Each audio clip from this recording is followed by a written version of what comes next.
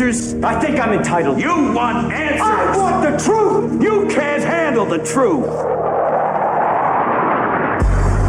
This is Larry Connors USA. Larry Connors USA. I woke up this morning, got myself a gun. Mama always said I'd be the chosen one. The Ukrainian Air Force saying Russia has fired an intercontinental ballistic missile in the central eastern city of Dnipro.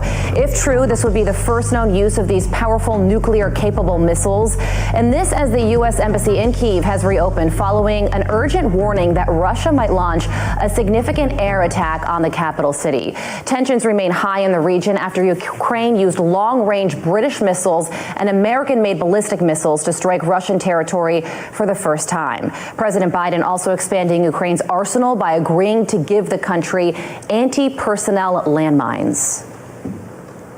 The landmines that we would look to provide them would be landmines that are not persistent. You know, we can control when they would self-activate, self-detonate, and that makes it far more safer eventually than the things that they are creating on their own.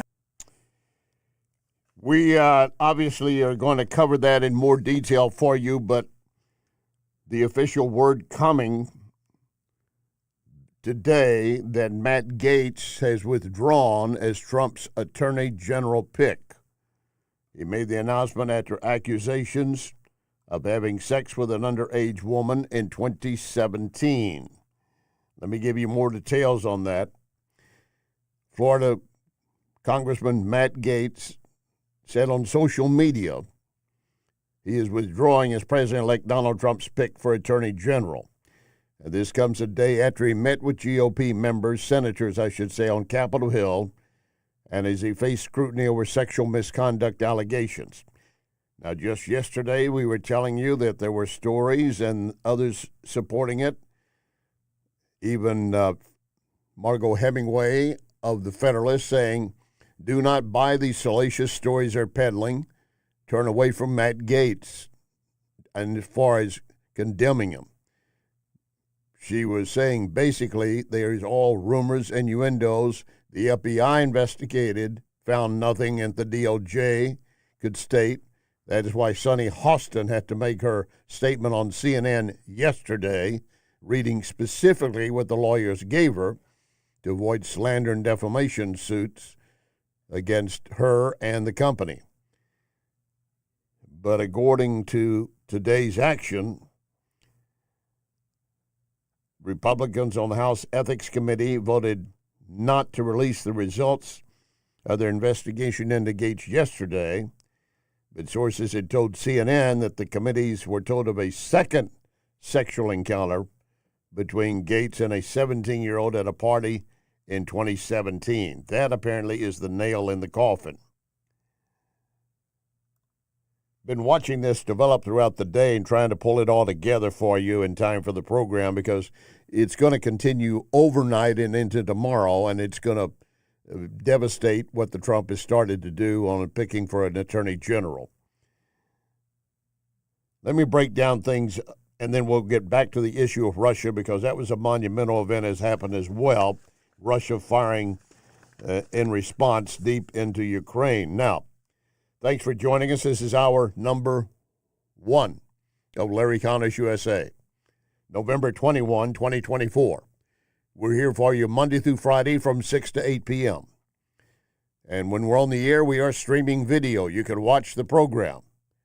You can watch the program by going to News Talk STL, Rumble, Facebook, Twitter, YouTube, or Larry Connors USA, Rumble, and Facebook.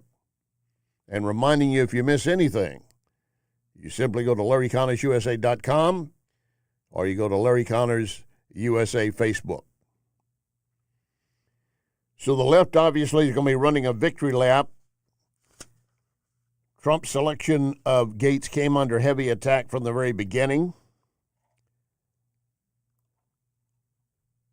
based partly upon the scrutiny that he had faced previously. Again, that prompted a DOJ investigation, which they ended up doing nothing with, having the FBI investigate him. But apparently it involved a different woman under the age of 18. And many were saying that Gates is a perfect guy for the AG's office because he himself has been attacked, as has Donald Trump, on charges that were false and are made up and basically was being weaponized by the Biden administration. All of that's come to an end now, referenced Matt Gaetz. The former lawmaker said he made the decision after meeting with senators yesterday. And here's a statement. While the momentum was strong, it is clear that my confirmation was unfairly becoming a distraction to the critical work of the Trump-Vance transition. There is no time to waste on a needlessly protracted Washington scuffle. Thus, I'll be withdrawing my name from consideration to serve as Attorney General. Trump's DOJ must be in place and ready on day one. Gates had repeatedly denied wrongdoing. I don't see in that statement that he's adding additional denials.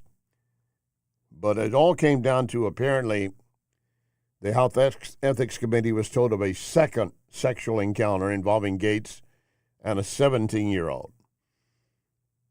A woman saying that she had two sexual encounters with him at one party in 2017.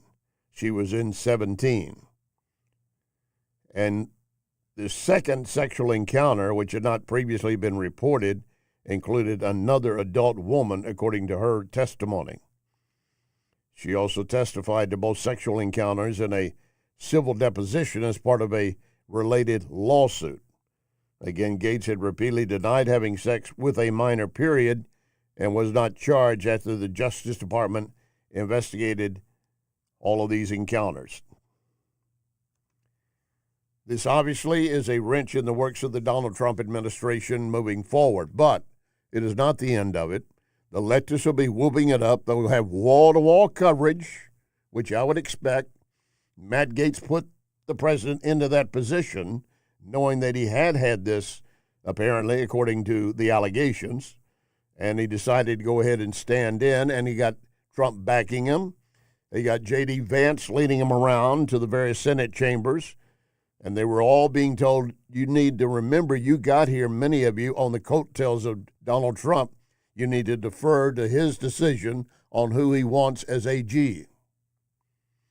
May I add something before we continue to Russia and Ukraine? Donald Trump's next decision for AG, the left is not going to like that.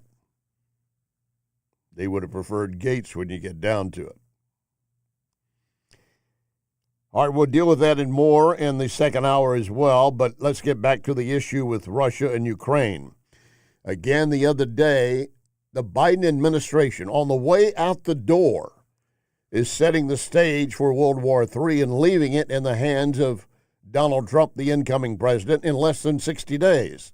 When Biden said you are now authorized in Ukraine to use U.S.-supplied missiles for long-range attacks, about 180 to 190 miles inside Russia, and they did. Reportedly, they fired 6. 5 of them apparently knocked down by the Russians, but one did hit a munitions plant. And they also, Ukraine also used some British missiles. I don't know if they had permission or if they would have had it anyway, or they did in basically acceptance if the U.S. says it, we can do it. I don't know how that played out. But again, it is increasing the tension. John Hewlett is one of those speaking out, and he was appearing on Fox News earlier today. He is a former Trump national security aide. What this would represent a major escalation by Russia in the war against Ukraine. And this follows on what the Biden administration did just the last couple days. They allowed for attacks, directly long-range attacks, 130, 190 miles, up to 190 miles into the territory of Russia that's never been authorized before. These are U.S. weapons that are now authorized to go directly against Russia. And then also what Lloyd Austin was just saying there about the anti-personnel mines, those have never been given over there, and those are very, very dangerous. Once again, that's a major escalation. So if true, this ICBM that was launched for the first time against Ukraine, this would mean a major escalation, really a response to the provocation that the Biden administration is doing in the last throes. We got 2 months going in this administration. President Trump has said that he's going to ramp this war down, and suddenly why are we provoking the Russians and then having a tit for tat? Meantime, there's more going on in Iran that we can talk about, but we're on the verge of World War III in 2 locations on the Biden-Harris watch, and it's coming in the last 2 months before President Trump gets in office, and this is outrageous. It is outrageous because it sets the stage for a delicate balance. Now, the word came out the other day from sources quoting Putin, assuming that's correct, that he's anxious for Trump to get in because he believes Trump can broker a peace. But right now, the Biden administration has made it clear we want to spend every dollar and use every piece of equipment we have destined for Ukraine to put it in action before Trump comes in. My God, that is setting the house on fire as you're walking out the door after you just sold it. But they don't care. I mean, do they hate our country and hate Trump so much that they're willing to create, maybe not World War III, but many more deaths on his final way out the door? And I'd mispronounced. Quentin pointed out, and I'm glad he did. My co-producer, Quentin, said it's not Hewlett. I just fell into that. I'm looking at the spelling of it. It's really Elliott. My mistake. John Elliott, again, a former Trump advisor. Now, another view on what's happening. Russia has now decided to create and start distributing and moving around mobile safe sites in case of a nuclear attack. I don't know how effective they will be, but the visuals, the optics are strong. And retired Lieutenant General Hodges says he knows why. I think this is classic Kremlin scaremongering. I mean, I have to give them credit for the new thing of the new bunkers that they'll be selling. The Russians know that Washington and Berlin and London and other capitals react to this, that we're vulnerable to this scaremongering. But if you think about it, why would Russia use a nuclear weapon? I mean, there is no benefit for Russia to use a nuclear weapon. None. Their benefit comes from the way we deter ourselves out of fear that they might use a nuclear weapon. China, India have both told Russia, do not use a nuclear weapon. The United States has said you will suffer catastrophic consequences if you use a nuclear weapon. So there's no benefit on the ground or strategically for Russia. So, of course, you take it serious because they have thousands. They don't care how many people they kill, including their own. But there are only downsides for Russia if they actually do it. We're going to be joined later in this hour by retired Army Special Services Colonel Steve Bucci with the Heritage Foundation and breaking down Ukraine in more detail.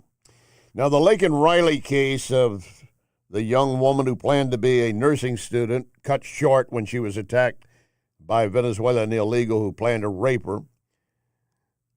The verdict came down yesterday. He was convicted by the judge on all the counts. But before he began to physically beat her to death, she was able to call 911 while fighting back. You're about to hear the first police officer on the scene. It is somewhat garbled, but I'm going to play it anyway. You can hear him in his desperation to save her. The university, I found her. Ma'am. Oh. I need EMS immediately to the location where the phone pings.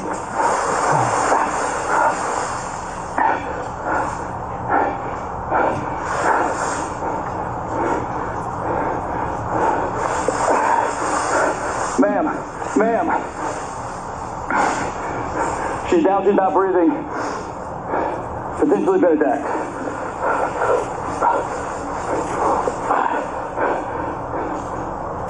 Starting CPR now. 1, 2, 3, 4, 5, 6, 7, 8, 9, 10, 11, 12, 13, 14, 15, 16, 17, 18, 19, 20, 21, 22, 23, 24, 25. And it continues like that. Then he takes a pause and starts again with CPR. He cannot save her. He cannot save her. I want you to hear the judge from, again, yesterday going through each count that was issued against this illegal alien who never should have been in our country to kill this young woman. Count 1, malice murder. I find the defendant guilty. Count 2, felony murder. I find the defendant guilty. Count 3, felony murder. I find the defendant guilty. Count 4, felony murder. I find the defendant guilty. Count 5, kidnapping with bodily injury. I find the defendant guilty. Count 6, aggravated assault with intent to rape. I find the defendant guilty.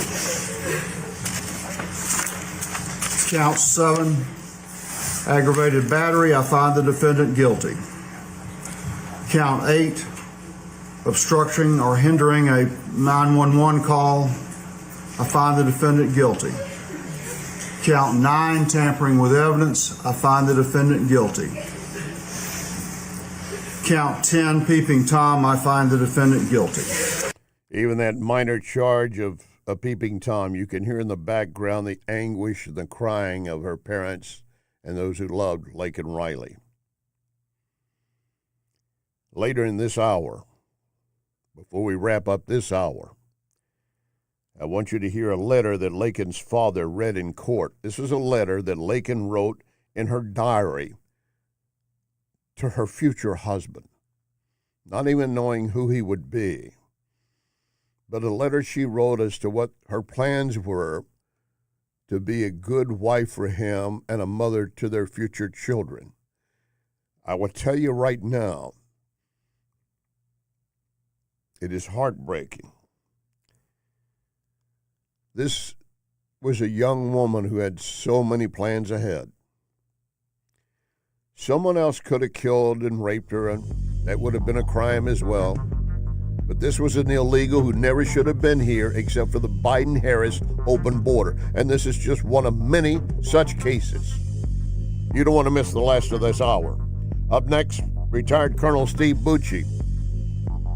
30 years in our Special Forces. Lock and load. Ready on the right.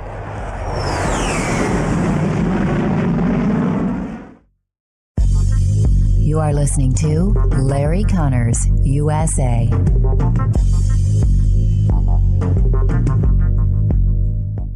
My sponsor, Wellington Environmental, has helped thousands deal with hazardous materials.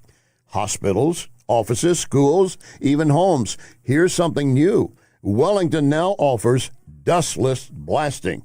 This is just like sandblasting, but without all the dust and emissions. Wellington uses everything from ground glass, walnuts, corn, even dry ice pellets. One university had Wellington remove their parking lot striping because dustless blasting is fast and it does not damage the concrete. So as a business or homeowner, I'm sure you could use this process. Industrial tanks, swimming pools, graffiti on buildings. And in fact, Wellington is blasting a Texaco station that will be revised as an historic building. Check the website for details and photos. WellingtonSTL.com.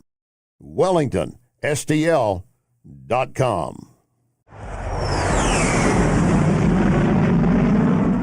You know, when you're car shopping, it should be fun, not a chore. That's why when you visit Ackerman Toyota on Hampton, just south of 44, you'll enjoy the largest customer lounge to make you feel at home. You can always check AckermanToyota.com, but come enjoy the Ackerman hospitality. We'll be waiting to help you get what you want, and while you're relaxing.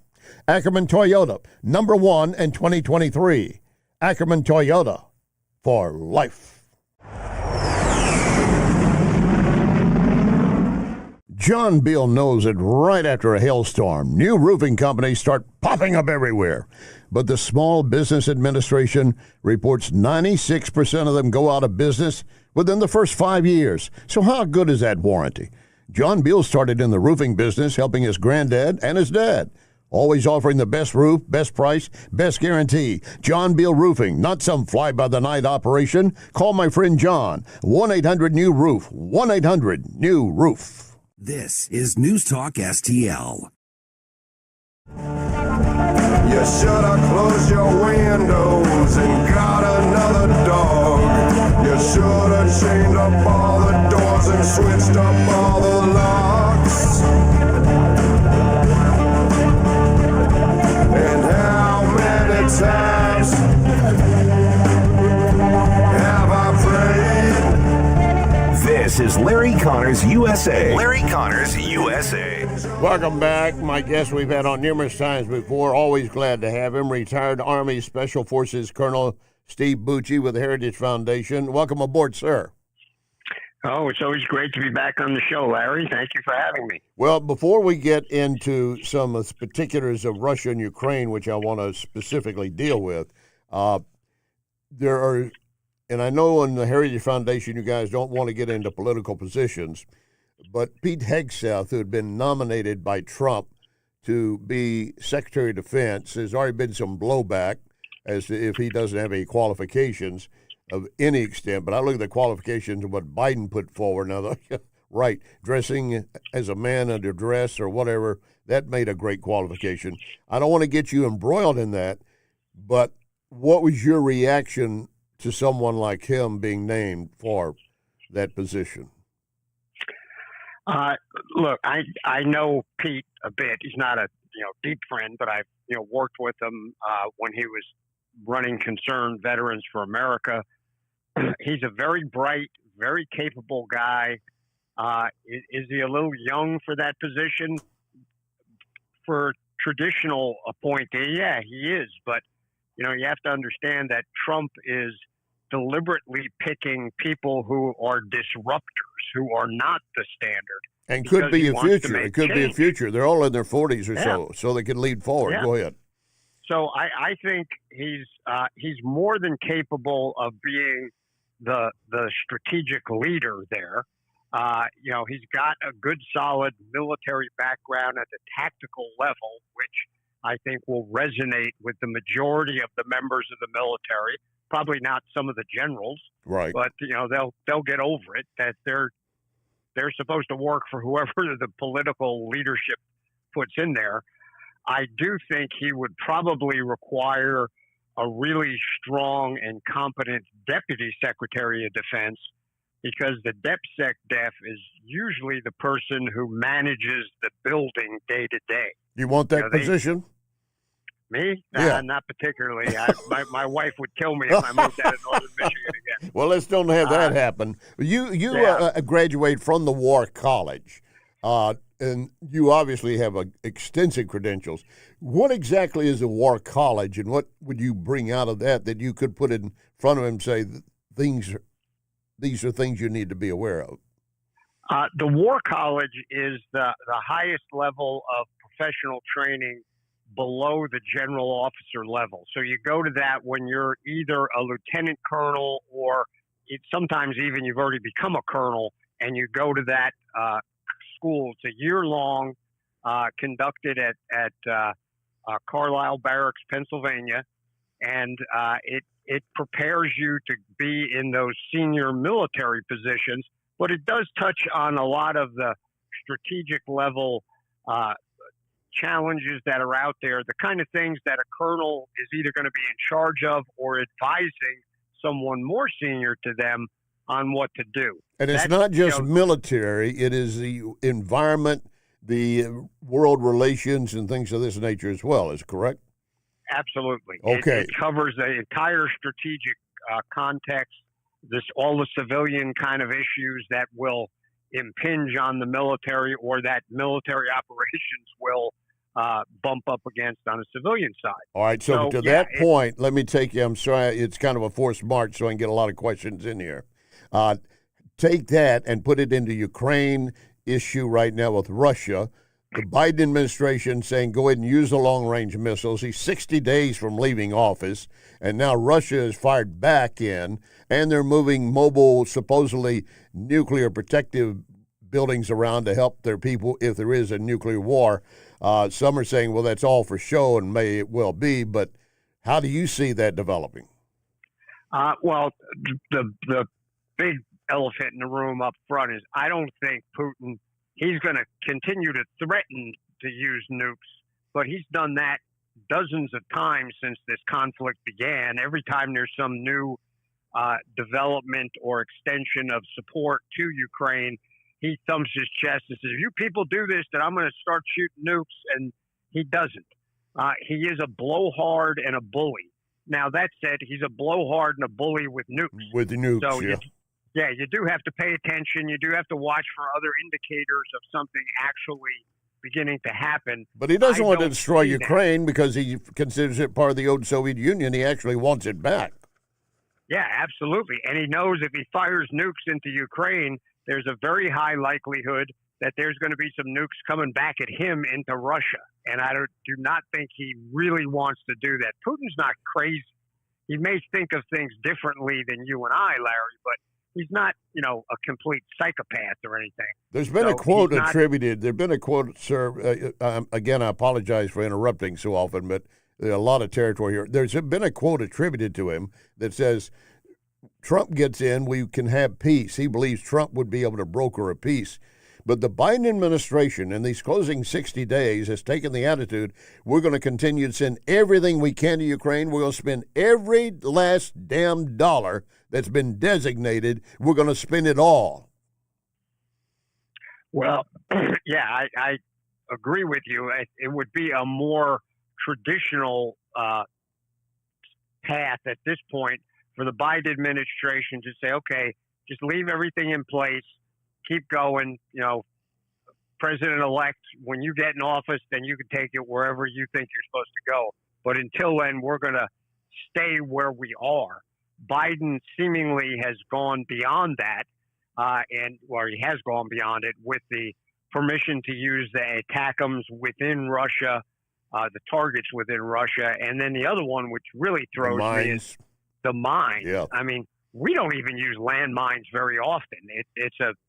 You get so much blowback from the international community that it's not something you do unless you absolutely have to restrict the enemy and get them to stay where you don't want to, or stay away from where you don't want them and to go where you do want them to go. But it's politically a sort of a tone-deaf kind of move.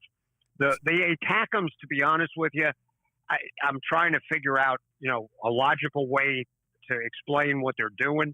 And I think they're trying to position Ukraine so that when they go to the table, when Trump gets in, because I do believe that's what's going to happen. Bargaining chip.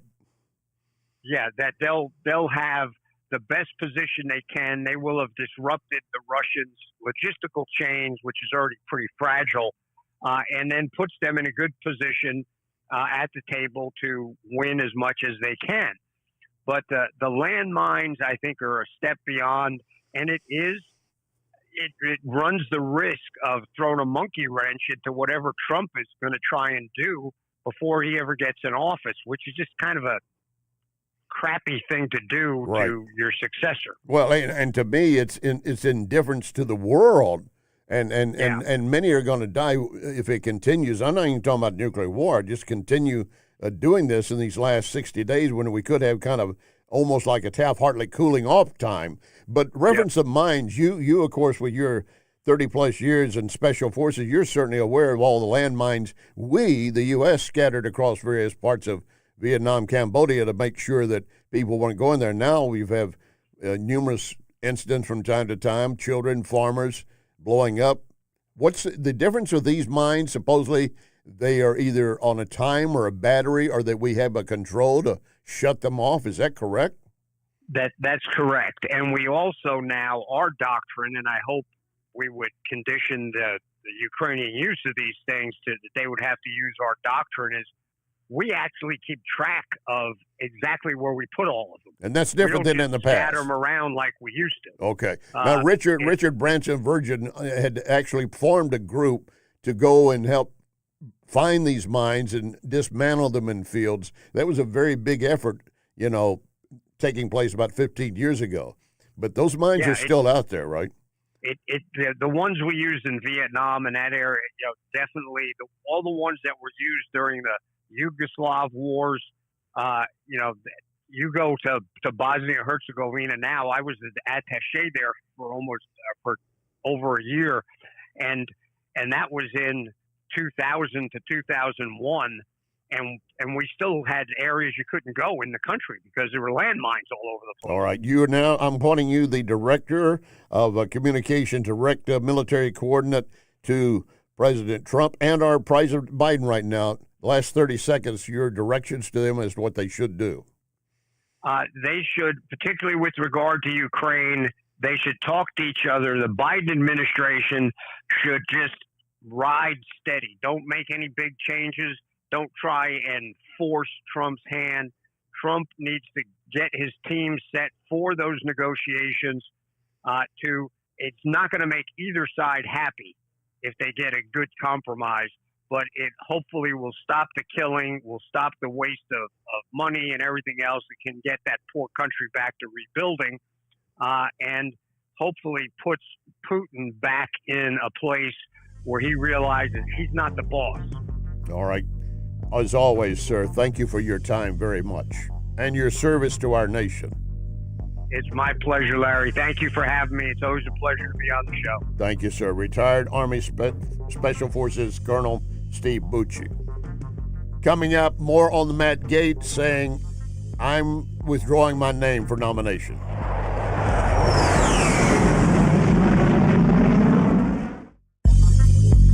You can connect with Larry on Twitter at Larry Connors USA. I've got a phone number for you and a website where you can take a free, quick survey to learn how to use artificial intelligence, AI, to put your company on a fast track to the future. Here's the number. It's a 636 area code, 636-689-0545. 689-0545. This is PRI Global. And recently, the St. Louis Business Journal named PRI Global as a leading IT consulting company. 25 years working with hundreds of companies, several Fortune 500, locally and around the world. PRI Global has its own AI lab to develop what's best for your company. Take the free survey and be on your way to the future. 636-689-0545. 689-0545. Or go direct priglobal.ai. priglobal.ai. If you like premium cigars and spirits, take my advice. Check out Lit Cigar Lounge in Chesterfield. The Lit Cigar owners just got back from a major convention in Vegas, and now every day, Lit is getting shipments of special cigars that will certainly amaze you. Check the Lit Cigar Facebook, staying on top of special events. Also, Lit can host a private event for you, your friends, your business. LitSTL.com. LitSTL.com. Lit Cigar Lounge in Chesterfield.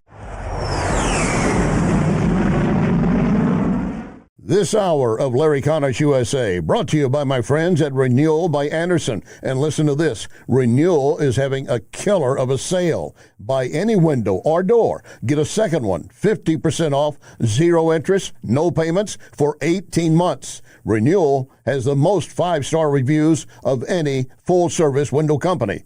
Simply dial pound 250, pound 250, and say the key word, windows. This is News Talk STL.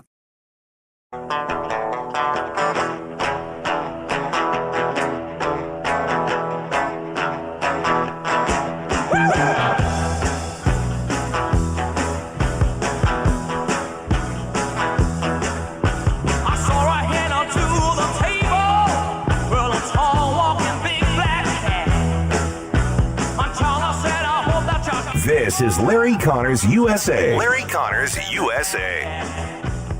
Every single one of these nominees needs to have a confirmation hearing as quickly as possible. My plan is to support all of them, and I would just say to my Senate colleagues, listen, let these guys testify. Give them a shot. I know some of these Senate GOP folks are saying, "Oh, I've got concerns." That's what a hearing is for. Don't go out and bash these people until you've at least allowed them to make their case. And listen, I mean, I think they've got momentum. I thought the meeting today with Gaetz went great, and it's full steam ahead. So some of these guys not having a hearing, maybe not even met Matt Gaetz, they're just no's? You know, I've read about my colleagues, some of them here in the Senate, who say we've got deep concerns. Of course, I'm reading all of the slander and garbage in the press about Gaetz and others, and this is really approaching Kavanaugh proportions. They're trying to do to him what they did to Kavanaugh. And the answer to that is let the guy speak. He deserves to be able to address this himself. He deserves to be able to lay out his vision and the president's vision for the DOJ. And I look forward to that. And listen, as I said to President Trump, I'm going to help in whatever way I can to get the president the cabinet that he wants and deserves. But it is not going to include Gaetz. That is Missouri Senator Josh Hawley, defending Gaetz needs to have a right to speak. Gaetz did speak today, saying he is withdrawing. He's withdrawing as a nominee for Attorney General, saying the president needs to be ready to go on day one with this cabinet. I'm causing too much distraction. This comes after there's a new report either of another minor girl, 17, that claims she had sex with him, or the same one, but mentioning now a second time and involving an adult woman as well. Details of this are going to be coming out and filtering out for a period of time, so I don't have all of them here, but I will give you some of the initial reaction of some of the Republican senators, not from Hawley because they don't have him, but Hawley made that statement yesterday about I'm going to stand with him. Well, Gaetz is no longer going to be there. Republican Senator Roger Wicker said it's a good sign that Gaetz did withdraw. He said, I think it's a positive development. GOP Senator Loomis also reacted positively, saying it's good that Gaetz recognized he's a distraction and therefore he's going to step out so Trump can appoint someone equally tenacious to head the Justice Department. And she added, Gaetz must have gotten some signals yesterday during conversations he was having trouble with senators that was going to be a basically distraction. I told you previously, even though the Republicans will have the Senate majority, Trump could have 3 of the GOP senators say no on Gaetz, but he could still get him through. He could not lose 4. But today, Gaetz said, forget it, I'm out. Fox News following this report. I've learned that Matt Gaetz has withdrawn his nomination for Attorney General. He sent out this social media post just moments ago saying, I had excellent meetings with senators yesterday. I appreciate their thoughtful feedback and the incredible support of so many. While the momentum was strong, it is clear that my confirmation was unfairly becoming a distraction to the critical work of the Trump-Vance. And so he has resigned, and that does mean that his House seat is now vacant. And so that is true because Gaetz withdrew from Congress, and he did it immediately once Trump tapped him to be the Attorney General, and he said he was doing it so Governor DeSantis could immediately appoint someone to fill his seat. And the most likely candidate is probably going to be Laura Trump to fill that congressional seat, saying that I haven't been talked to by the governor, but if asked, I'm more than willing to serve the people of Florida. In the meantime, the Democrats and the leftist state-controlled media, once again, they're ramping back up. They think, oh, we got new fire. We've thrown more coal into the steam engine. We can just keep this thing going and let's roll over them again. Not so fast. This is one guy, one situation. You have a litany of them we're still going to go through. But let me share some. Democrat Senator, or rather Congressman Sean Casten, he took a step to trigger the vote to release the House Ethics Committee yesterday. And in a statement, he said he welcomes the news that Gaetz withdrew from consideration. He said, quote, I'm adding, it remains important that the Gaetz report be made available to the American people. Now, you know what? I don't care if it's released or not, but what he's wanting to do here is stick it in your eye more. Gates is out. He's not going to be considered. Why do you need to release the report? But if you want to, so be it. There is no criminal charge filed against Gates. This is an ethics committee, and he's no longer in the House. They just want to do it again to muddy the water and assault Trump and Trump supporters, saying all of you are just like Gates. And Trump is very close to it because of his alleged and many, in case probably true, relationships with different women. They want to make a whole witch hunt out of this, and now this has given them additional ammunition. The House is now expected to vote on whether to release the report after the Thanksgiving break.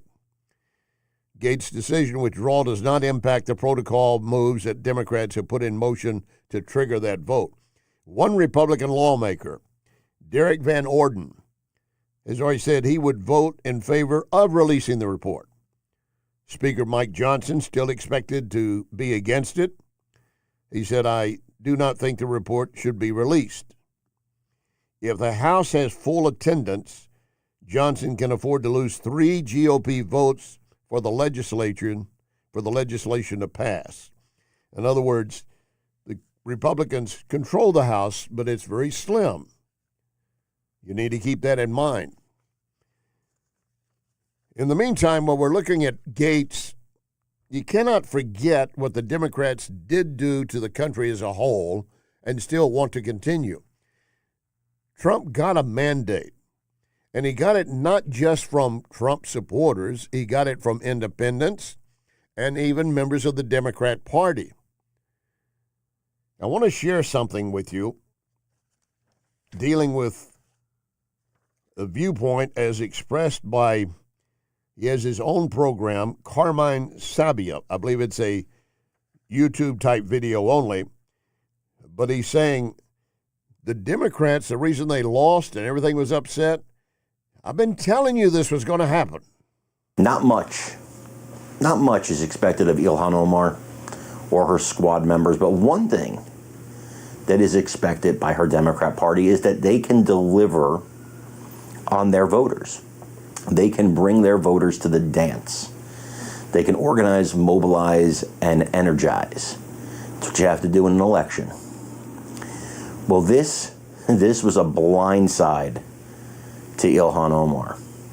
And as you guys know, Ilhan Omar, Somali American, she's an immigrant, and she was propelled to her seat by Somali Americans in her district who voted for her. Well, the Somali Americans in Minnesota, they just gave a fantastic speech. It was a group of them. And I'm going to show you just part of it here. And you can look for the whole press conference. But I'm going to show you part where they have abandoned the Democrat Party and are endorsing former President Donald Trump. Now, we're going to stop it there for a moment because, again, this is Carmine Sabia, my mistake, giving his viewpoint of why the left has left the party. And all that Ilhan and her squad were supposed to do is deliver the vote. Ilhan got reelected to the 5th Congressional District, Minnesota. She did win. And, of course, they were looking for really a big sweep across the nation. That failed considerably.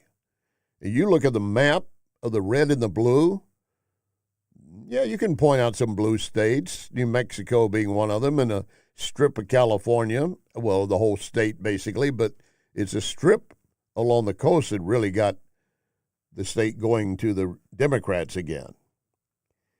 So let's go back to the review and analysis offered on this viewpoint, reference Ilhan Omar and all the rest of them, as offered by Carmine Sabia. They have abandoned the Democrat Party and are endorsing former President Donald Trump. And the reason is what I actually warned the Democrats about for months. You are pushing away your own voters, especially immigrants. with how woke you are being on certain issues. And this man touches on it here in this video. I want you to watch this video and then let me know what you think in the comments. And the reason why is because he's a fighter. That's it. We like fighters. More importantly, the left left us. They left us. 33% of our kids at third grade cannot read at grade level. We went from the 6th to what, 19 now? In Minnesota in education? I mean, we are failing in every standard. 8th graders, 60% cannot do math at grade level. These are our kids. We talk about economic conditions here. Our conditions is horrible. We can't afford anything as working class and middle class people. Now, please understand this. We love our brothers and sisters who are Democrats, but you left us. And because the left left us, join the right, vote for Trump, 2024. That is one of the Somalia residents, not Somalia now, but from Somalia, now a U.S. citizen, that Ilhan Omar was counting on all falling in line. Just follow me. I'll lead you to the promised land. He said, not when we see what we're getting for our paycheck, not when we see how our education is failing our children. Why should we? All right, now on the shake-up reference, Gates, Hegseth, as we were discussing with Colonel Bucci, is facing an uphill climb in the sense that maybe he's not considered seasoned enough to hold the job. He's got 2 Bronze Stars. He served in war zones. But does he have what might be required if he doesn't have a good second behind him? And Steve Bucci said, no, I can't do it. My wife would kill me if I tried it. But this needs to be shared with you. A California woman now telling police that Hegseth sexually assaulted her in 2017, taking her phone, refused to let her leave a hotel room.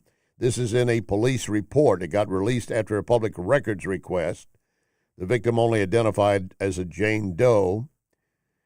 This is apparently the incident that Hegseth said it was consensual sex, but that he did pay her money to just kind of keep the story quiet. This is another torpedo in the Trump ship as it's trying to move forward in choppy waters. In our second hour coming up, we'll spend more on Gates and now this latest attempt to destroy Hegseth as the defense secretary. The Attorney General, defense secretary, major positions. But I want you to take a moment to pause and listen to something that is heart-wrenching. The letter that Laken Riley wrote in her diary to her future husband, not even knowing who he would be. Her father read that letter in court after her killer was convicted. That story when we continue. You are listening to Larry Connors, USA. I'm honored to tell you that the Cafe Napoli family is growing. That means you're going to have more locations to enjoy the Napoli experience. The Napoli heritage of fine dining continues with Napoli Kirkwood. So you have Cafe Napoli in Clayton, Napoli 2, Town and Country, Napoli 3, St. Charles, right next door, Napoli C, and don't forget Napoli Brothers Pizza and Pasta in the district, Chesterfield Valley.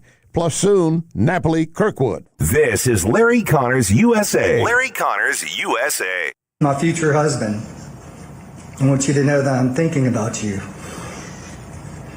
I'm working every day to become the best wife I can be. By working through my current relationships to best prepare me for ours and our kids one day. I'm focusing on God and what He defines as a faithful Christian life, and so that I can best embody those characteristics. I pray that you know that it is with my full faith and trust in God that I know this relationship has been handcrafted by Him. I pray that we continue to glorify the Lord, prioritize Him in every aspect of our lives, and raise our family, our future family, to be God-fearing Christians as well. Again, those are the words that Laken Riley wrote in her diary to her future husband. Her thought was that the day we get married, or that night, or at some point, I will present this diary to him and show him how I've been preparing myself to be the perfect wife for him and mother to our children. She obviously is not getting that opportunity. I saw a report, and I wish I could find who stated it, because I would give them the credit as their remark. In fact, I just did find it. Not Tristan Justice. Brianna Lyman, we have often from the Federalist. She said Laken Riley's killer was sentenced, but justice is not served while Mayorkas gets to walk free. Amen. Remember our pledge, one nation under God.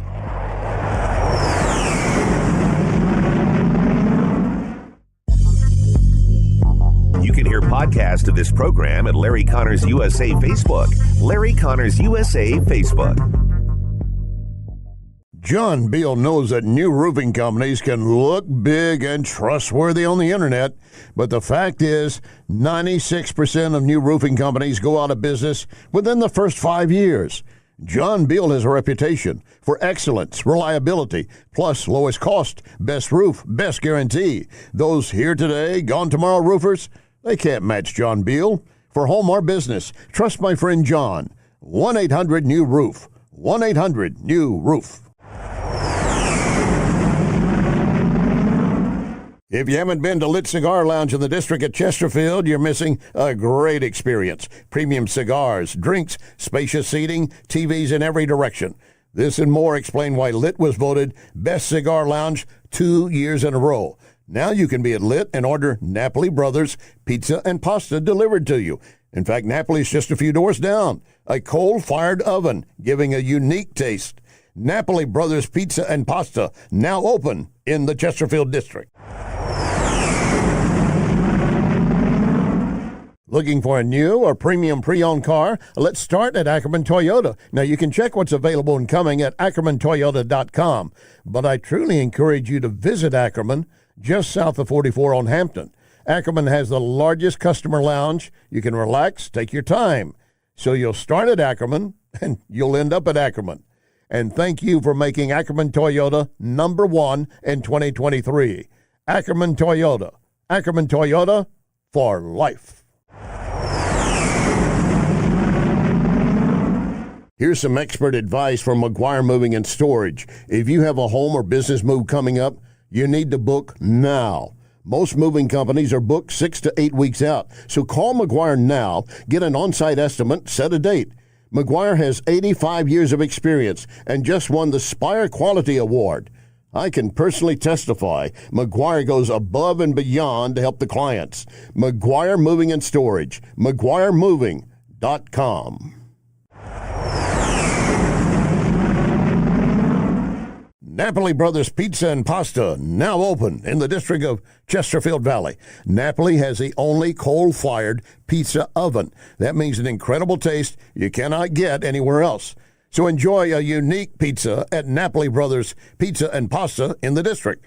And then walk a few doors down and enjoy premium cigars and drinks at Lit Cigar Lounge. There's a perfect way to end the evening. Napoli Pizza followed by Lit Cigar Lounge. A winning combination.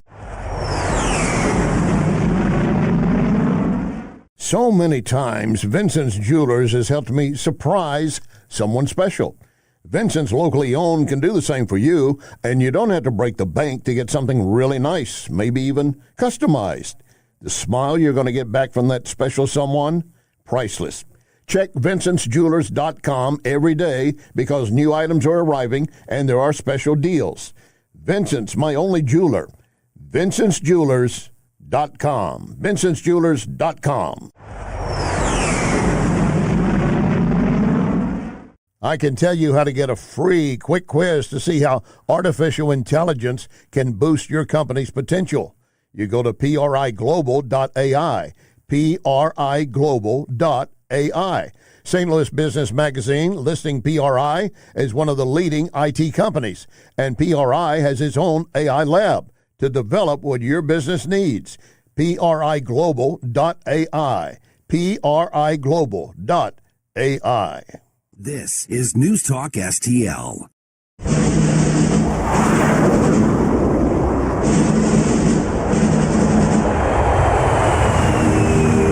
You want answers? I think I'm entitled. You want answers? I want the truth! You can't handle the truth.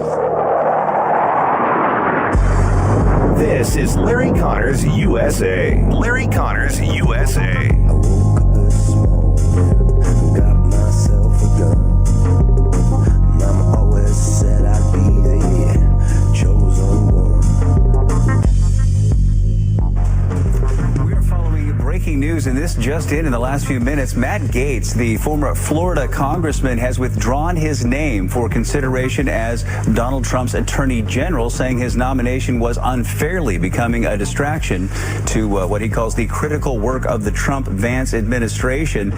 He goes on to say, while the momentum was strong, it's clear that confirmation was becoming a distraction. He says there's no time to waste on a needlessly protracted Washington scuffle, and thus I'll be withdrawing my name from consideration. Now, Gaetz' selection had put a new spotlight on prior allegations of sexual misconduct and other impropriety that had been investigated by the Department of Justice and the House Ethics Committee. It's unclear at this point what his political future holds, but Matt Gaetz removing his name for consideration as the next Attorney General under President-elect Donald Trump. This is just after, of course, yesterday, VP nominee Vance was going around talking to the senators that were on the fence about Gaetz, making it clear to them, you were here because Trump won. You need to defer to him and let him have his way. And Gaetz was still insisting, yeah, I'm good for the job. I've been weaponized by the DOJ. They've come after me using it in the way that they wanted to go after Trump as well. There were never any charges filed against me. This is all salacious material, has no merit. Well, that was yesterday. That reporter is one of, like many across the nation today, scrambling to try to catch up to facts and bring them to the forefront as Gaetz announced he was withdrawing. There's several things that need to be set in motion here for you. The fact that Matt Gaetz announced he's withdrawing, saying that I don't want my pick to be a distraction for the administration, comes a day after he was on Capitol Hill, again facing scrutiny over his past. Republicans on the House Ethics Committee voted yesterday, along with what Mike Johnson wanted them to, not to release the results of their investigation. Sources are telling CNN that the committee was told of a second sexual encounter between Gaetz and a 17-year-old at a party in 2017. Here's where it gets murky at this point. The second report of a 17-year-old, it is not clear if it might be the same 17-year-old, but I'll read it to you as it's presented by CNN. I'm not saying this is fact. I'm giving you the source. But before I do that, let me begin by setting the stage for you. Welcome to hour number 2 of Larry Connors USA. Been a wild and crazy ride already in the first hour, and it's going to continue in this hour. And yet we had some outstanding other pieces you need to hear from the first hour. If you missed it, please go back and pull it up as a podcast, especially where Laken Riley's father, after her killer is sentenced, reads a letter she wrote to her future husband, not even knowing who it would be. She wrote this letter as to what she thought in preparing to be a perfect wife and mother for a man she didn't even know at that point. I'll share something with you. God, the Spirit, led me years ago when my children were small. We had a house, they could have had their separate bedrooms, but I wanted them to spend time in the same bedroom and kind of get used to a shared space. And even it was large by any standards. But I would come in from work from the TV show late at night, getting home maybe 11:15. And this is not to make me look special. This is all to praise God and how he was acting in my life and what it meant to me to do this. I would kneel between their two beds and reach out and touch both of them while they were sleeping and pray for them and their future, and men that would marry them, that they would get good, solid, God-fearing men. So I understand what Laken Riley was doing is very similar to the prayer I was putting up for my children at that point.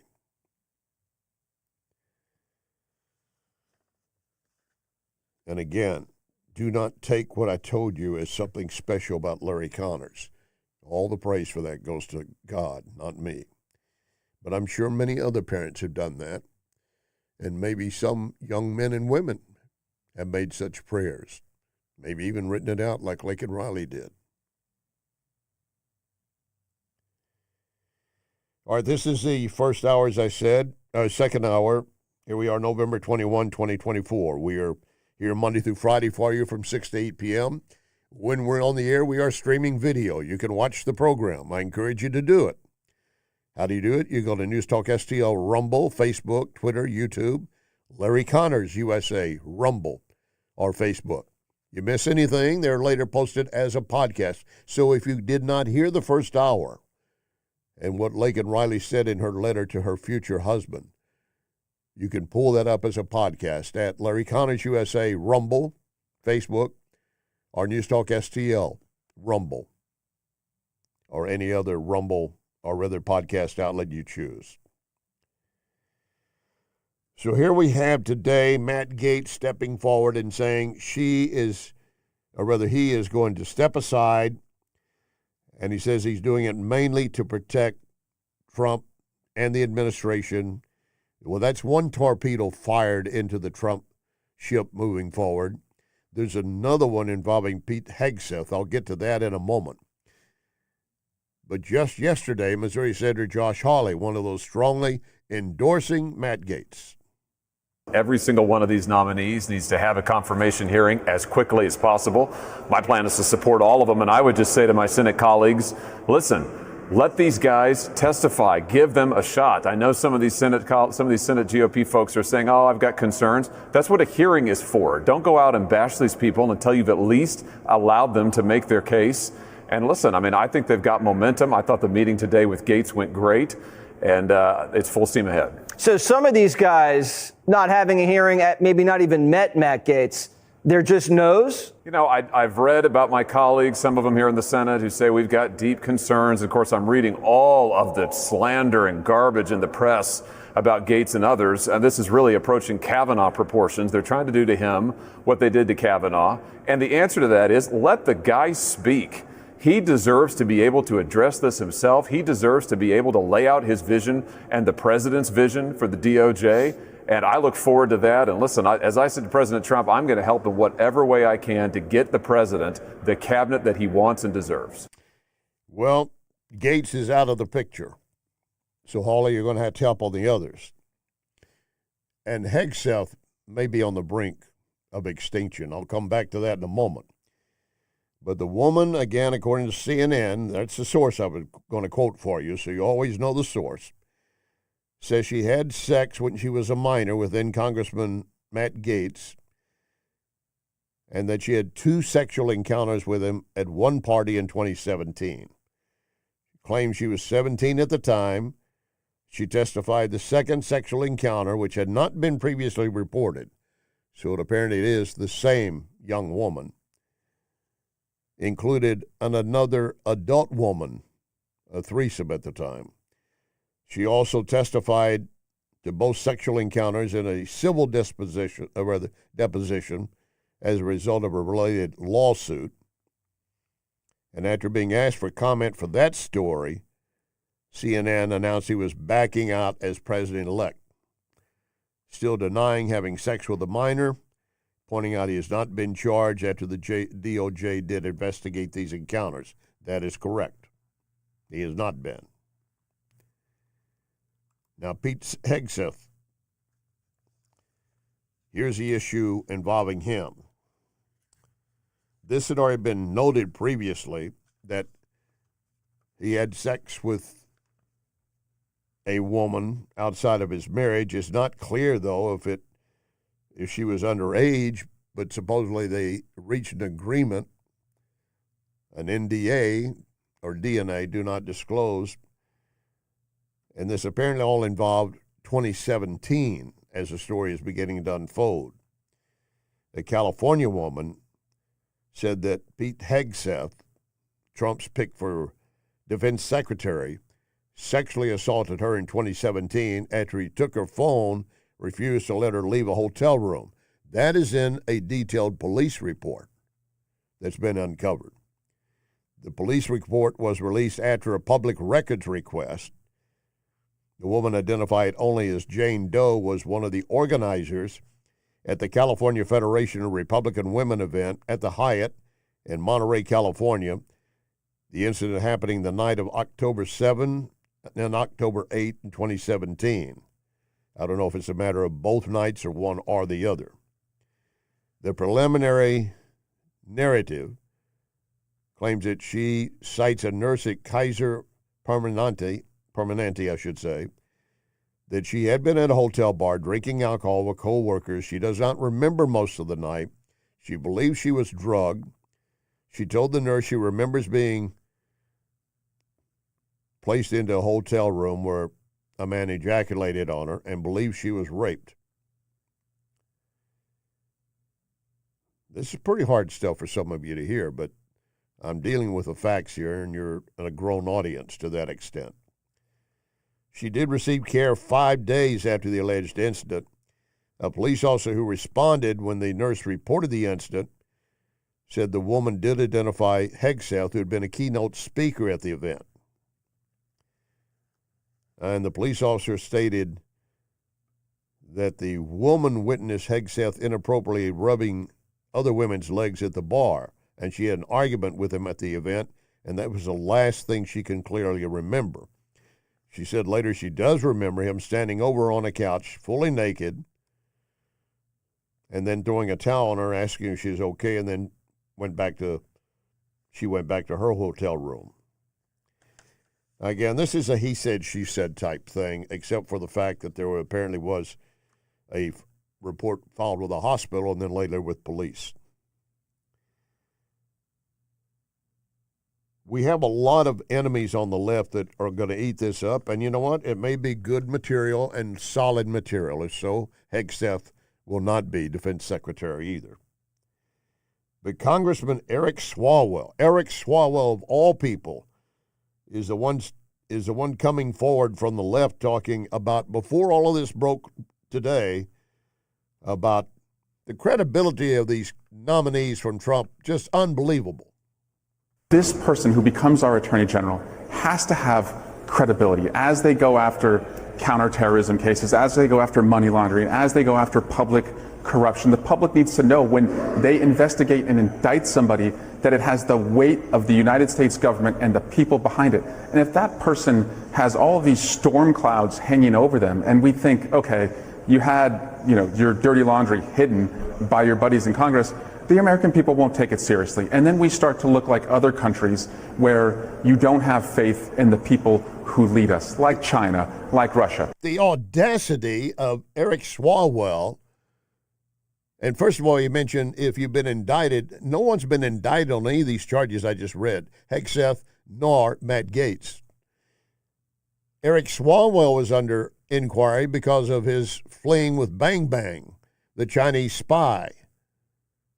And he has the audacity to claim all of that dirty laundry your colleagues helped cover up. Nancy Pelosi helped cover it up for him and put him on the National Intel Committee. All right, now to another war front where people are dying, Ukraine and Russia.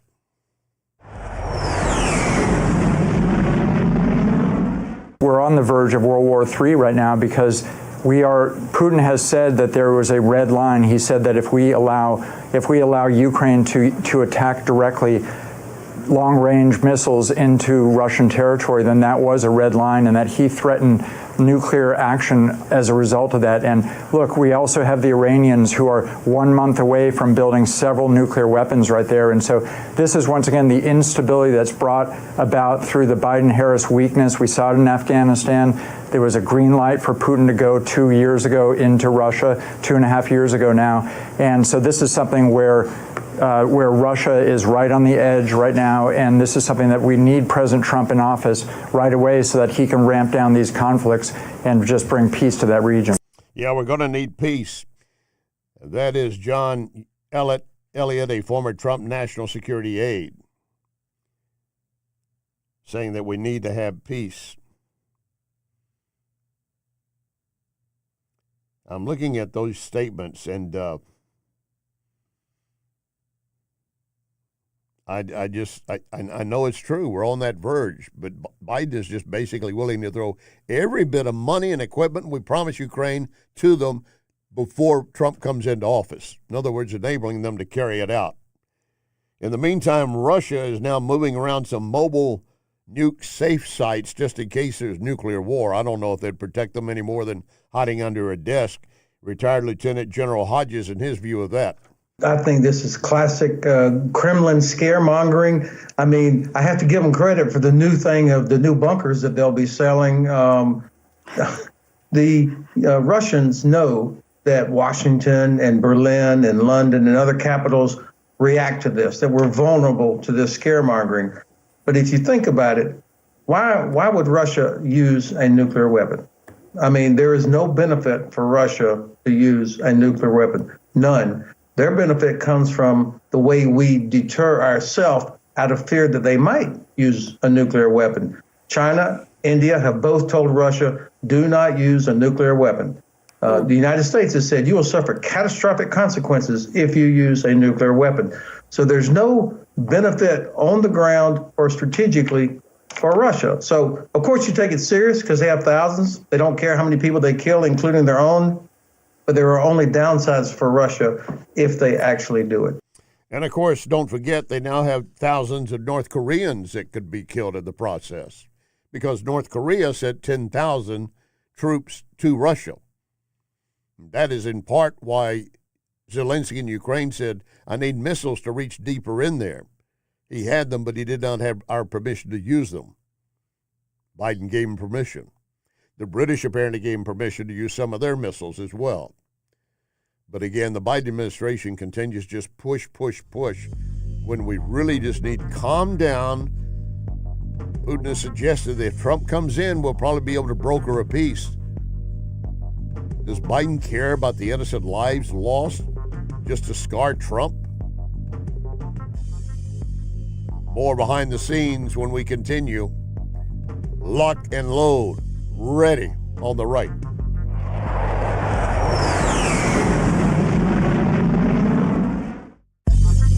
You are listening to Larry Connors, USA.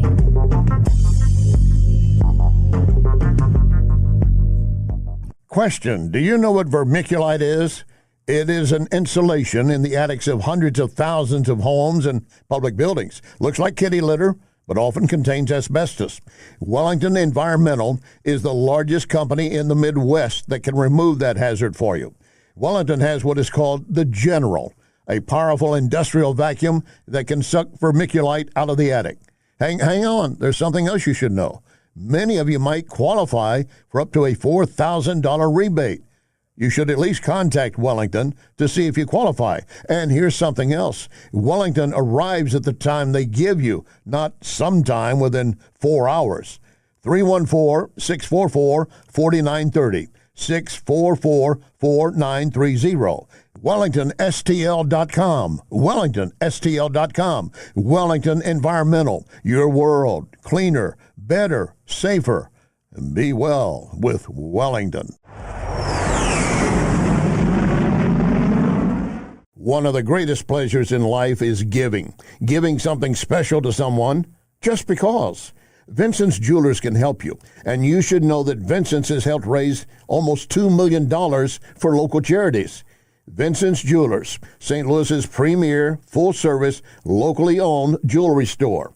Check vincentsjewelers.com every day for new items. vincentsjewelers.com. My only jeweler, vincentsjewelers.com.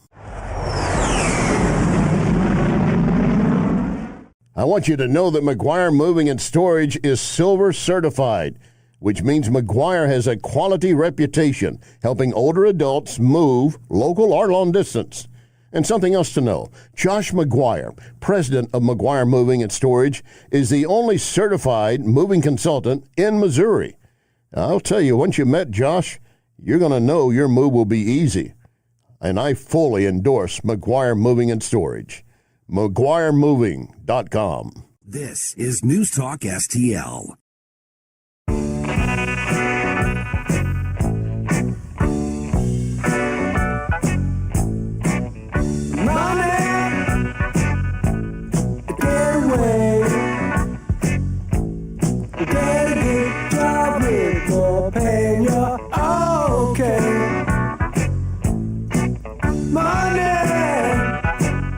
This is Larry Connors USA. Larry Connors USA. The Wall Street Journal is reporting that Comcast, the parent company, is about to announce it's spinning off MSNBC into a separate venture. It'll no longer live under the same umbrella as NBC News. Ratings and profit are down, and MSNBC is on its own now. Biden certainly didn't help. They had to cover up for the big guy, and it got them nowhere. They ended up with no access, no influence, and no audience. Now they're depressed, divided, and searching for meaning. Talking about Trump's landslide's no fun. So now they're seeing how far they can go and what they can get away with and wondering aloud into a microphone, can anyone hear me? Is anyone listening? That's Jesse Waters on his program last night talking about how the state-controlled media, mainstream, is falling apart because of how they were trying to destroy America, propping up Biden, saying he's still good to be president, and you're wrong to be thinking otherwise. And also, if you were a Hitler fascist lover of Donald Trump. Now, Comcast realizing it's got to get rid of some properties, including MSNBC. Trump the other day was talking about, well, I would buy them, but I'd fire everybody, except I would keep Joe and Mika, his wife. They're getting a lot of flack, by the way, because they did go down the other day and have a conversation with Trump. The left is absolutely broiling and boiling because they even sat down to talk to Donald Trump.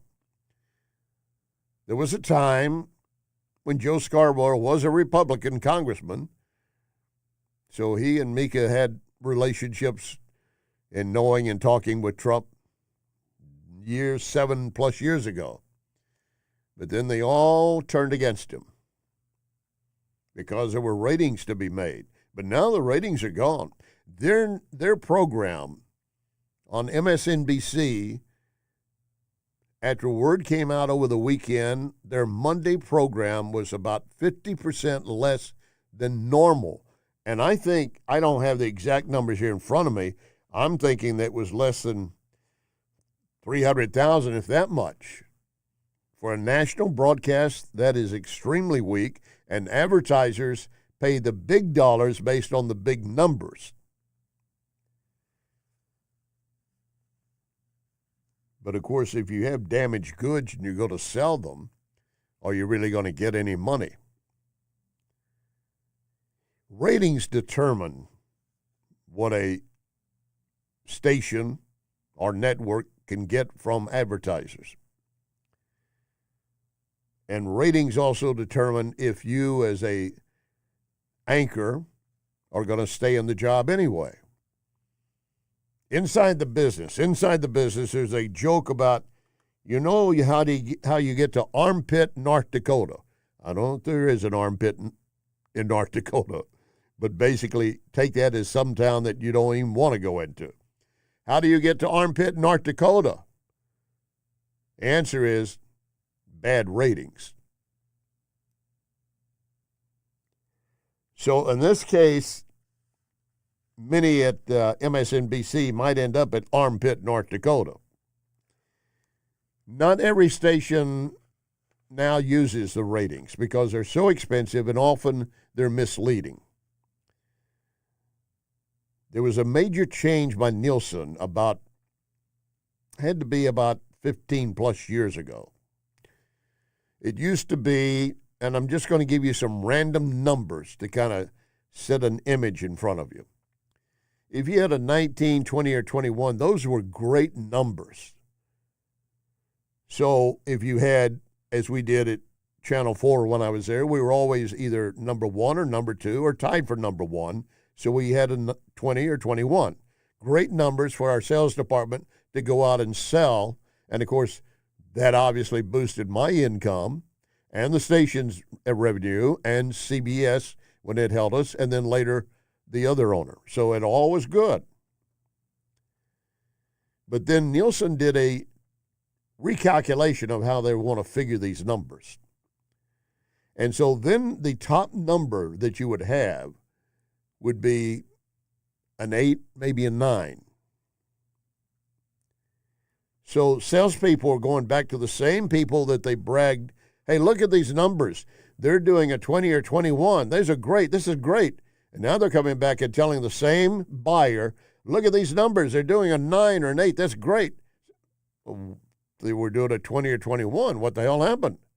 So I had to be re-explained to the buyers of TV time as to, no, it's the same thing. It's just that we've done a recalculation. It's equivalent to what the 2021 was. I don't know how many buyers decide this is a bunch of goofy mathematics. I'm out of here, not going to spend any more money with you anyway. But that's the way ratings are affected. And as Jesse Waters was talking about, MSNBC on the block, as probably others will be, because their whole mission in life was to destroy Donald Trump. They did it from the day he started with announcing his campaign, and of course mocking him because nobody thought he was going to become president out of 17 GOP contenders. And I will reiterate again, if I can say the word, he was not my first, second, or third choice. I thought Ted Cruz or Marco Rubio or Perry of Texas, governor. Anyone but him. But it came down between Trump and Hillary. Hillary Benghazi Clinton. And there was no way I wanted her in. And I think that is exactly what happened with a lot of Americans. Plus, the key point, the president gets to nominate judicial positions. Right now, unfortunately, and because it's controlled by the Democrats, Biden's judicial nominees are being shoved as fast through as they can, like herding cattle into an auction. Just get in there, get in there, get in there. Yeah, you're going to be embarrassed. You're going to be asked bad questions. You're going to look stupid in front of Senator Kennedy of Louisiana and everyone else, but we'll get you nominated because we now control the Senate. We want as many federal judges on the bench, even if they're as stupid as a doorknob. We want them on the bench. And, of course, if we had a chance, we'd put them in the Supreme Court. And there's a lot of pressure right now upon Judge Sotomayor to resign. She's 70. She's good health except for diabetes. She's not ready to resign. But they're thinking, look, we have the majority in the Senate. If you will step aside, then Biden can appoint someone, nominate someone for your position, and we will rush that through the Senate. And since we control the Senate, it will happen. They tried to do that, if you recall, with Merrick Garland under Obama. And he had less than a year to go. They were calling it, well, just short term. I would disagree. I think a year was half a year is more than enough time to allow a proper hearing. But I also believed let the next president decide to fill the vacancy, even if it meant Hillary won. I was willing to say, let the next president. Thank God Hillary did not win. And Ruth Bader Ginsburg, that they were trying to push out the door, and she kept resisting, holding on to the doorframe, saying, I'm not going, despite Obama's pressure. She was there and probably counting on Hillary to win so then she could appoint her successor. Hillary didn't win. Ruth Bader passed. Donald Trump had his first Supreme Court nominee opening. And then he ended up having two more. And now he is obviously going to have at least another Supreme Court nominee after January 20. Look for some time after that for Justice Clarence Thomas to step aside and Trump to put someone in half his age. Supreme Court nominations are for life. Federal judgeships are for life. Unless they do something wrong that you can hang around their neck. So that would mean 4 of the justices on the court appointed by Trump. Do you not think the left is going wacko crazy over that? Of course they are. And that is, again, why right now, while they've got control of the Senate, they're doing their damnedest to get Sotomayor. If she stubs her toe, they're going to proclaim, oh, she's near death. We need to put someone in.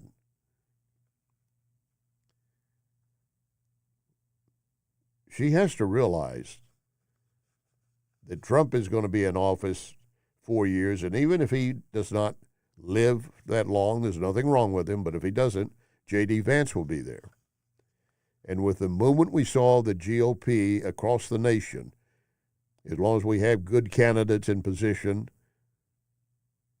she's not going to be having an opportunity for a Democrat to appoint her again and have it confirmed. That means, of course, we need to continue to have good candidates for the Senate.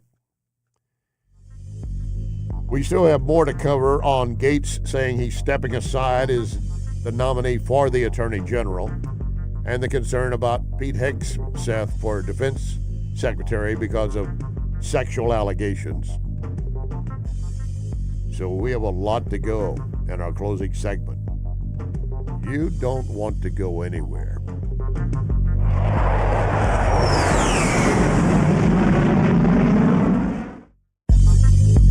You can connect with Larry on Twitter at Larry Connors USA.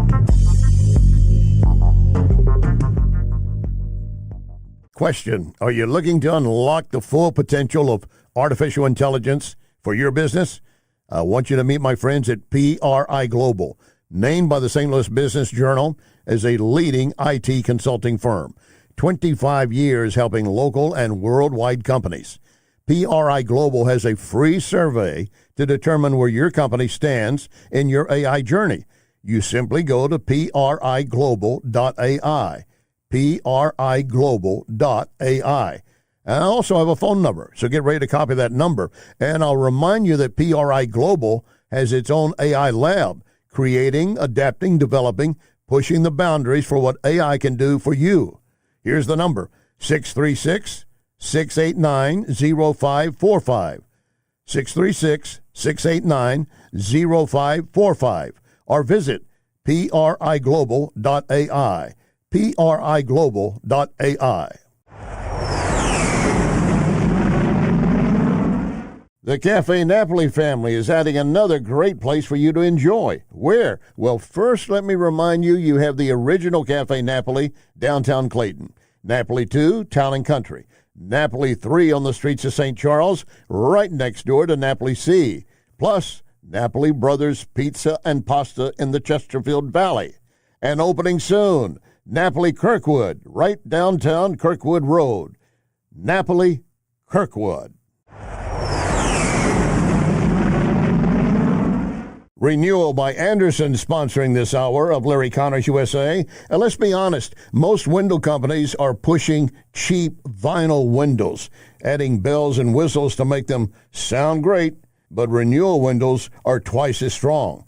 You do not want to go cheap when you can go with quality and get the nation's best warranty. Check the website, rbastl.com, or dial pound 250, pound 250, and say Windows. This is News Talk STL.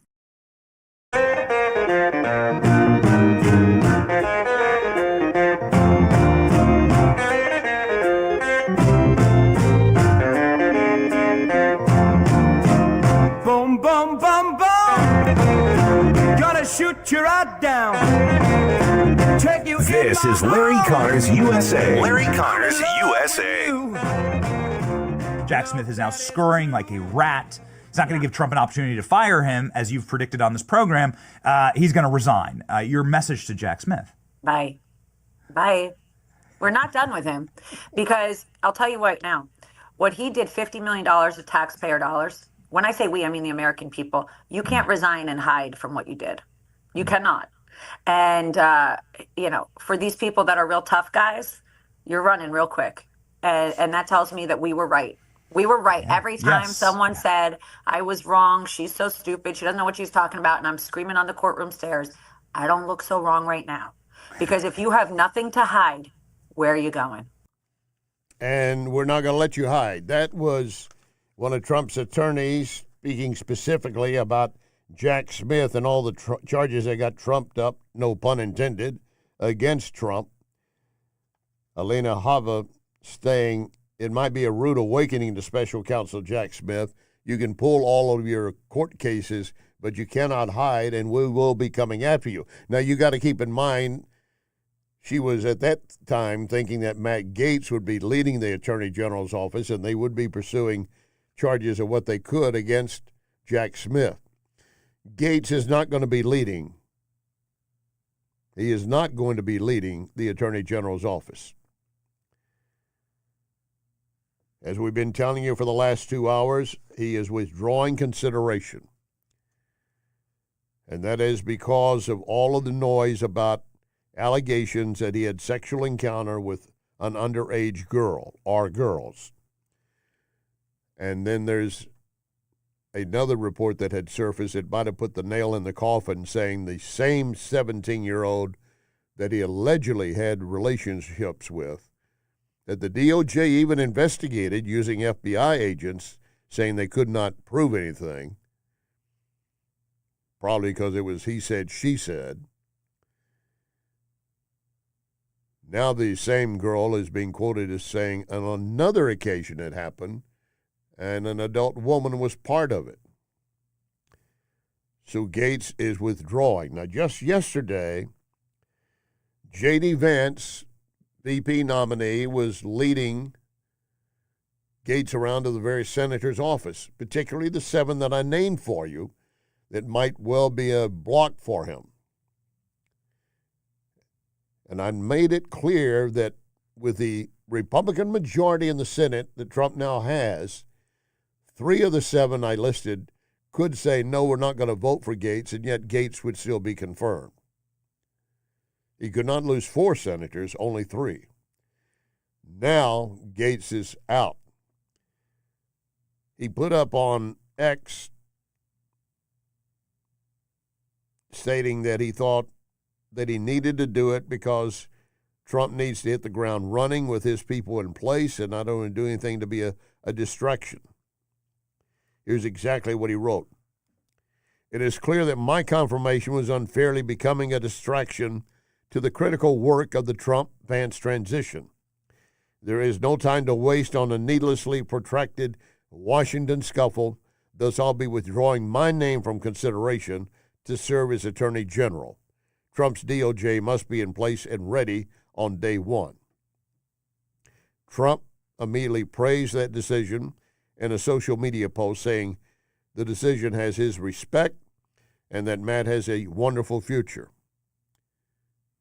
I'd kind of expect similar words of that. Gaetz from the beginning was seen as a controversial pick, mainly because of the alleged sexual misconduct and drug use that Gaetz has denied, still does. Even the most recent report involving the same girl and a grown woman, he still has not said anything that says I accept that happened. And there is no police report. There is nothing the FBI came up with. That is why Sonny Hostin had to read a declarative statement that Gaetz had not been proven guilty of anything. The lawyers for The View forced her to read that statement word for word. Do not even change a syllable inside a word or add a comma. because this is our way of getting us out from under a slander defamation suit. Well, I'm sure right now she is fuming. Damn it, I knew I had it right. I had it right. Well, Gates withdrawing doesn't prove that. But for your consideration, and I've often told you this, I don't know if it applies to Matt Gaetz, but anytime someone is charged with a crime and they're facing time in jail, Gaetz has not been charged with a crime, but anyone charged with a crime and facing time in jail in a prosecution and suddenly rolls over and says, I'll plead guilty to save my family the embarrassment, I say that guy was guilty. There's no way I'm going to go to jail to save my family from being embarrassed by the charges, because if they're wrong, they're wrong. I'll fight them. But if they're real and I know I can't win and they're still going to be exposed for my family, then yeah, those are the kinds of guys that roll over. Senator Susan Collins, Republican of Maine, was one of the ones I told you that might well be voting against Gaetz. She said there were, after his Gaetz announcement today, there were a lot of red flags. He put country first. I think it probably reflects the meetings he had yesterday with senators as they started going through the Judiciary Committee members.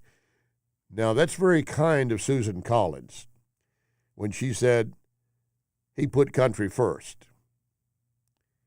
I'll be honest with you, in the back of my mind, I'm thinking he put himself first to avoid additional scrutiny. I could be wrong about that. I might have angered many of you immediately at that point, but I'm giving you my opinion. You're entitled to yours, I'm entitled to mine. Senator Loomis, Republican of Wyoming, I didn't have her listed as one of the ones who would be voting against Gaetz, said, I think what I just read was that he felt this was going to be a major distraction, and so good on him to recognize that and be self-aware. I'm willing to give Gaetz the grace that, yes, he's stepping aside because he does not want to mess with the Trump transition. I'm willing to buy that. I am. But I also have in the back of my mind that he's worried about what would be exposed on another inquiry.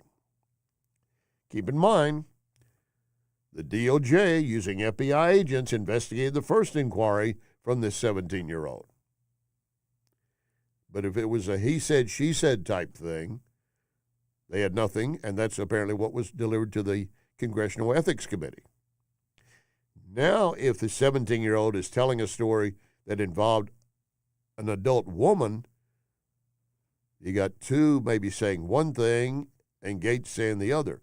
If the woman agrees with a 17-year-old, I don't know where she stands.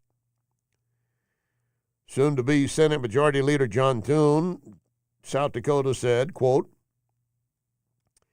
I respect his decision. He also noted Gaetz did not call him ahead of the announcement. Senate Judiciary Chair Chuck Grassley said he was not giving, or also was not given a heads up on Gaetz pulling out. So for many of them, even those who were going to support him, caught totally off guard. Certainly the Washington Press was. I assume Gaetz talked to Trump before he made the statement, but I don't see anything saying he did. All of that has to do with Gaetz. Now, the other issue is Pete Hegseth, nominated by Trump to be defense secretary. Good-looking young guy, a Fox News weekend anchor, but does have combat duty, 2 Bronze Stars. My guest in the last hour, Steve Bucci of the Heritage Foundation, 30 years Army Special Forces. Colonel Bucci said, I just think that you might not have, he didn't use this term, but I will, the gravitas to be defense secretary. But if he has a good second in command, that can help shore him up as he learns the ropes and moves forward. Sometimes that's true. You don't need to really know everything, but if you know how to pick good people who do know what to do, that can make you look brilliant. and cover your mistakes.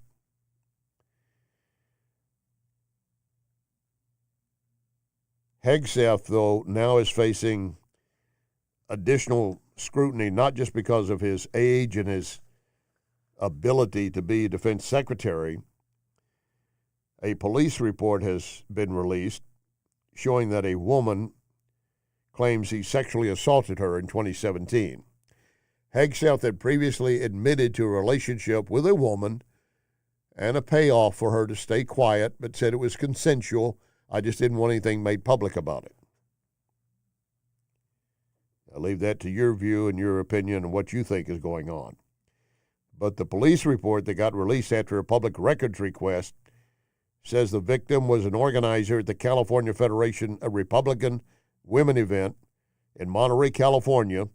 The incident occurred between the night of October 7 and October 8, 2017. Not two different nights, the night of the 7th rolling into the 8th, apparently. The woman claims that she had been at the bar drinking a lot, doesn't remember a lot, thought she might have been drugged. She said she did receive or had complained to Hegseth when she saw him inappropriately rubbing legs of other women at the bar. The last thing she remembers is that he was standing over her on a couch, fully naked, ejaculating on her, throwing the towel at her and asking if you're okay. She later walked to her hotel room. She said she didn't fully remember the event until after having sex with her husband, well after the incident, and a few days later went to the hospital. That's the way this story is unfolding now. There is apparently video evidence of this woman and Hegseth at a pool at the hotel, showing them walking together, arms linked. Hegseth denies it. But he said, I was buzzed, but I don't remember that. The police report did not disclose whether the investigators believe the allegations are true or false. But it's going to be damning to Pete Hegseth. Gates stepping out, and if this kind of stuff is surfacing, is that going to in turn force Hegseth to do the same thing? In the meantime, Trump is trying to make things happen, obviously, with a couple of people he's put on his staff that do not need Senate confirmation. Elon Musk, and of course Vivek Ramaswamy, charged with DOGE, basically getting rid of all of our government waste. Well, the attacks on Elon Musk started immediately. You know why? Because he controls one of those social media sites, X was Twitter, which takes away some media responsibility and control by the leftists. That story as we continue. You have Elon Musk, who owns Twitter, X, whatever we're calling it these days, X, who is a disinformation propagandist. Elon Musk is, I don't know how many hundreds of billions he has. He has been the director of misinformation. It's so unfortunate that we have the likes of Elon Musk, who every 3 seconds I see a tweet from him where he is working to disseminate misinformation and disinformation. He'll use it as a propaganda organ, which is precisely why he bought it. Elon Musk, I have argued in The Atlantic, is a far-right activist at this point. And I would also argue that X has become a far-right political project. Elon Musk, he buys Twitter, and then he uses it almost exclusively to be a propaganda machine, and we've accepted it. Elon Musk is perhaps the world's leading spreader of disinformation. You're taking out Bill Gates. You're ignoring Bill Gates and all of the state-controlled media as to how you put out your propaganda consistently with the intent of destroying Trump and Trump supporters.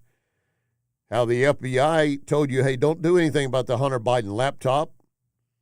It doesn't exist. It's all Russian propaganda. And you are the same ones who sat there looking into the camera saying it doesn't exist. It's Russian propaganda. And your bosses, your companies, and you in particular were also engaging in disinformation, fake news. And you don't see that that's hypocritical? Really? Yes, Musk is using Twitter. And he's going to bring things to light that they don't want brought to light. And suddenly they feel like, well, we need more control over social media. They did not ask for a single control one. When Biden's in control and they thought Harris was coming up and they were going to run social media and just absolutely use it as a bulldozer over Trump and all of his supporters. They didn't care. But as the saying goes, when the shoe is on the other foot, a little bit different, right? Well, they can make all the noise they want, but Trump has tapped Elon and Vivek to go in there and start cutting out fat. And they're going to do it. And it will probably be some of their friends that get tossed out with the garbage. Remember our pledge, one nation under God.